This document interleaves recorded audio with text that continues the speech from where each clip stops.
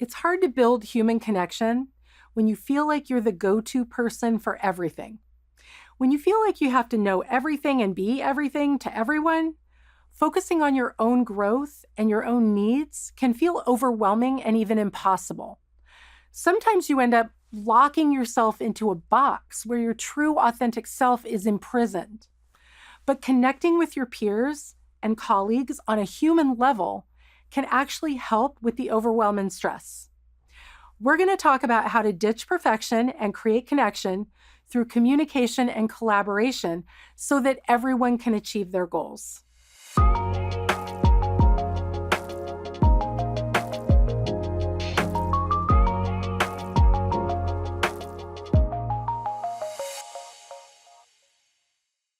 Hi, I'm Lisa, and I'm a recovering perfectionist. So what I'm sharing today is also my own story of how I've learned how to ditch perfection and create connection through years of speaking, teaching, and training, and making mistakes in front of hundreds of people. In fact, my superpower is recovering from mishaps without a hair out of place. And I want to share some of my tools with you today. So let's start with our mindset. What is mindset and why does it matter? Mindset is all of the attitudes, the beliefs, and the thoughts with which you approach a situation. So this means that you might be thinking, I have to do this thing, and you have a negative thought about it, or you can only see the downside of it. And oftentimes our mindset can start off in a negative place so that we start dreading things instead of looking forward to these things. So my first question is, where are you saying have to instead of get to? Here's an example. I have to go to this networking event. I have to give a presentation. Now, your mindset about external situations like the networking event or the presentation, when you start focusing only on the negative and the downside, you're going to dread doing those things. But when you say get to, now you can think to yourself, what are the possibilities and the benefits and the opportunities of going to this networking event or giving this presentation? Who might I meet? Who might I be able to help? Who might be able to help me? So that's the mindset about external situations. But I also want you to think about your mindset about your internal situations. For example, how are you approaching mistakes? How do you recover from setbacks? Because there is no such thing as perfect. You will make mistakes and you will have setbacks. And if you're super hard on yourself, if you don't give yourself grace, how can you do this for other people? How can you give other people grace? How can you allow other people to ditch perfection? One of my favorite ways to look at this concept is that crashes are part of the race. So here's an example from figure skating. You've probably all watched figure skaters in the Olympics, and at some point, you've seen somebody fall on their butt after trying a really hard jump. Now, do you think that figure skater sits there on the ice and thinks, I'm so embarrassed. I can't believe I fell on my butt in front of millions of people. I'm never going to do the Olympics again. That would be ridiculous, right?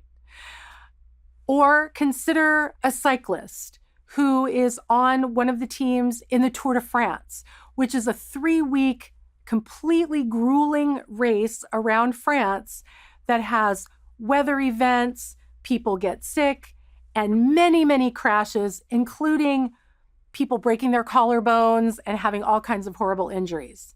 Now, if you're that cyclist who's been invited to join this Tour de France team, do you think you're going to say, I might crash in the Tour de France, so I think I'm going to pass this year? The thing is, crashes are part of the race and they might hurt. But it's only going to be your ego that gets hurt, probably not your body. And the great thing about facing these mistakes and these mishaps is that you can always learn from them. Just like the elite athletes who fall on their butt or crash in a race and who are under so much pressure to perform, well, if they don't get embarrassed, why should you? It's okay not to have all the answers. It's okay to make mistakes, and it's okay to ask for help when you need it. Now, here's another question. How is it even desirable to be a person who isn't allowed to make mistakes or have any flaws? How stressful, how boring, how safe. Because a person who doesn't make any mistakes isn't learning, isn't stretching, isn't growing, and by the way, isn't even real. So how do you stop worrying about what other people think of you? How do you liberate yourself from comparisons and competition that's all going on up in your head? Well, let me ask you, what is the harm of comparing yourself to others? It's this. You're comparing yourself to something that probably isn't even real. A person who looks perfect on the surface is actually probably wearing that facade to protect themselves from being seen as human and flawed. Like social media influencers, or even that person you work with who always seems to do and say everything right. In a nutshell, you can only compare yourself to yourself, because those other people that you're looking at are also putting out a facade of perfection, but you don't know what's actually going on with them. A friend of mine told me once that when we compare ourselves to other people, we are actually comparing our worst to their best, or what we perceive to be their best, which is the facade that they put out to the world. So where were you a month ago?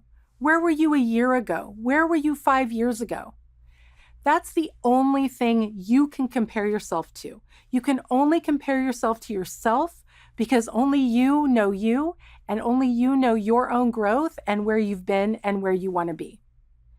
So how can you stop worrying about what other people think? Well, I'm going to tell you a secret. People are only thinking about themselves. They're so busy putting up their own facades of protection against being seen as real and flawed, they're not paying as much attention to you as you think they are. And when you try to mold yourself into someone else's idea of perfection, you neglect to embrace your own uniqueness. So I want to give you some exercises that you can do. Pull out a piece of paper, do this little activity, and I want to ask you to reflect on a couple of things. Where do you stand out?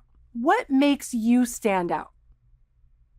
If you don't know, go ahead and ask someone else. Ask your close friends, ask a coworker, ask your partner, ask people you trust.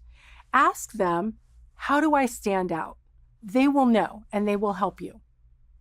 Second thing is, I want to advise that you focus on your strengths instead of what you perceive to be your weaknesses. We are surrounded by a self-help culture that pushes constant need for improvement.